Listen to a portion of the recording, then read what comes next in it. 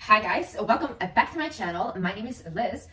Okay, so today I've decided to do things differently. I want to share some life lessons with you guys that I have learned being an extreme people pleaser. You know, people pleasers, they see the world kind of differently. And you know why? Because people really treat them differently. And they treat them like, you know, trash, basically. Yeah. If you're a people pleaser watching this, you know what I mean, you know? I have been bullied my whole life. Like, in my house, I was bullied, and in school, I was bullied. And I'm not talking bullied as in like, oh, just like making fun of my appearance. No, I was physically hit. I don't really want to go into my bully story. I think I will in like an interview or a podcast that I do if you guys are interested. But to give you guys a little context, like there was one school that I was severely bullied at, where basically there was this one instance that like the guys in the class that used to bully me, they told this other guy who was also getting bullied in my class to punch me in the face. And I was like just minding my business because I was like, just leave me alone, you know? I was just doing my stuff on the computer, and then they were really riling this guy up to punch me in the face. And then that guy, I knew he didn't want to do it, but obviously if you're getting bullied and then they're pressuring you, he came over and he literally punched me in the face. And I looked at him, and obviously it hurt, so I started crying, and I ran to the principal's office, and I was like, when are you guys gonna help me? Like, I'm literally getting bullied. During gym classes, they would, like, the guys would throw the basketballs at me really hard, that I would walk out of the class, like, crying and bawling my eyes out. But it wasn't only men that was bullying me, women as well. Like, in another school I was going to, like, for example, these girls thought it was funny to roll me up into a carpet during gym class, and I couldn't breathe. I literally thought I was dying. I was like, please, like, release me. I was, like, yelling, and they couldn't even hear me. I thought at that moment I was dying.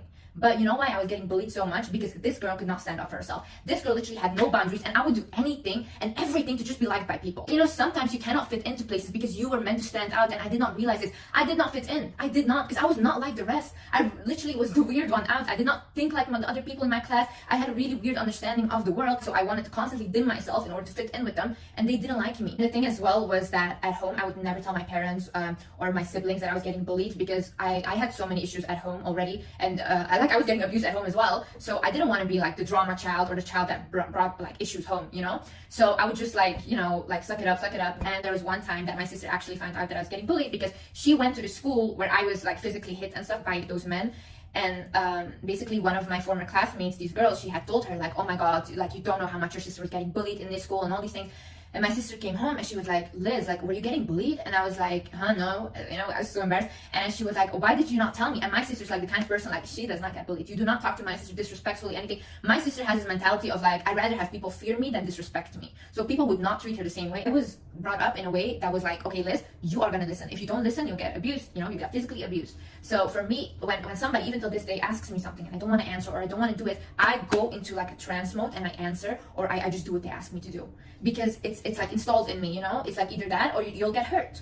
So I'm still struggling with this, and I'm still going to therapy with this. And this is why I love therapy, guys, by the way, and that's why I'm advocating for therapy. Therapist is one that told me, Liz, this is not who you are, and you can actually change this around. So it gave me a lot of hope as well. I'm telling you, therapy changed my life. However, I do know that therapy can be quite expensive, and then right into it. The first thing I learned being a people pleaser is basically people will keep treating you like trash until you get boundaries for yourself and you are firm about them. See, the big issue with me was I would let you treat me badly, and I would just forgive you quickly, and that's it. Like, I would be like, oh yeah, you can't do that, but yet tomorrow I'm talking to you again. Why am I talking to you? The reason that people are so comfortable saying whatever to you, the reason that people are so comfortable to ask you whatever, is because you don't stand up for yourself. It's because you don't have the courage to say, hey, listen, do not speak to me like that, or hey, listen, do not treat me like that. And even when you do say that, they know that you're easy to forgive. You will like quickly be like, oh yeah, okay, it's fine, and you guys are friends tomorrow again. No, this is where you go wrong. When you tell someone, hey, listen, do not speak to me like that, and they still continue to do it, you do not talk to them, you do not go near them, you protect yourself and your boundaries. I distanced myself from a lot of people that are not willing to meet my boundaries, not willing to meet my standard. Even family members, some family members, I was like, okay, you are not willing to respect me, then leave me alone. I'm not asking for crazy things, I'm asking for respect, I'm asking to be treated like a human being, and you're unable to do that, then you're unable to save my life. If you tell a person that truly loves you, hey, listen, I don't feel comfortable when you do this to me, I don't feel comfortable when you say this to me, they will actually try to change it and make you feel more comfortable. But when you say that to a person that benefits from using you and you having no boundaries, they will get offended and they will be like, oh, you changed now, you feel better. No, I don't allow you to treat me like shit anymore. Another thing I learned is stop making excuses for people that treat you badly.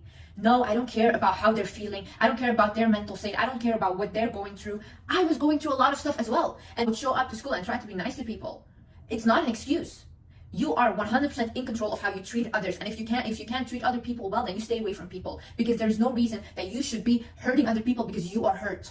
No way. And there's no reason that you should be accepting and making excuse for other people that are hurting you because you think like, oh, that's sad for them. But what about you? Do we ever feel sad about ourselves? Like, it's so good and everybody's like, oh, you're so noble for caring about others. But when you care about yourself, you're selfish. No. There's one girl in my school, yeah, and she used to bully me so badly. She was like one of the popular girls, but she was so mean to me. And she basically would make fun of my appearance, would make fun of my lips. And then basically, I would always think like, oh, yeah, but it's because her father left her at a young age. That's why she has trauma from that, and that's really sad and stuff. But Liz, like, you're sitting there, you're getting abused every day at home, and you don't treat her like that. So why was I feeling empathy for her when she had no empathy towards me? And you know why she had no empathy towards me? Because I had no empathy towards myself. I would rather feel bad for her than I would feel bad for myself. And that was my big issue. I could not put myself first. You are not a bad person for having boundaries and standing up for yourself. See, I think like as well, when I'm a people pleaser, I have this belief of like, oh no, I just want people to like me. I don't want to cause drama. I don't want to be a burden. So I'm going to do whatever they ask me to do, or I'm not going to speak up for myself. I'm not a bad person because I have boundaries or I am willing to speak up for myself. I am actually a person that respects myself. It's not that you're going to go out there and be a mean person or be unkind to anyone. No. When somebody crosses your boundary and you're not comfortable with something, for example, somebody asks you an inappropriate question and you don't want to answer, you say, hey, I prefer to not answer that question, or you just completely go silent and you don't answer the question. You're not a bad person if you don't answer the question, you know? You're not a bad person for saying, I don't feel comfortable with this, I want to honor myself and my own needs. The thing I learned is people don't have the same heart or intentions as you. See, for me, I was always very isolated. Even as a kid, I didn't have many friends. And constantly, like, when I would have a friend or encounter them, they would do something to me that was completely, like, that was so bad. And then I would, like, end up crying to my mom and stuff, and I would say, like, Mom, why would they do that? I would never do that. Why would they do that? And I was really naive in my thinking, but my mom would constantly tell me, Liz, people do not have the same heart as you. People are not the same as you. And I could not understand this until I grew up and I saw so many toxic people. And then I was like, yeah, my mom is right. You really have to get into the mindset of, okay, other people are not like me. I cannot expect them to act like me or to do like, or to not do things that I wouldn't do. No, you have to be able to accept that, okay, they will do things that I don't like and they will cross boundaries, but then how do I react to it? How do I allow them to treat me? That's the question you should ask yourself, because you have power over that. You don't have power about how they are or how they treat you, but you do have power over what you allow and how you react.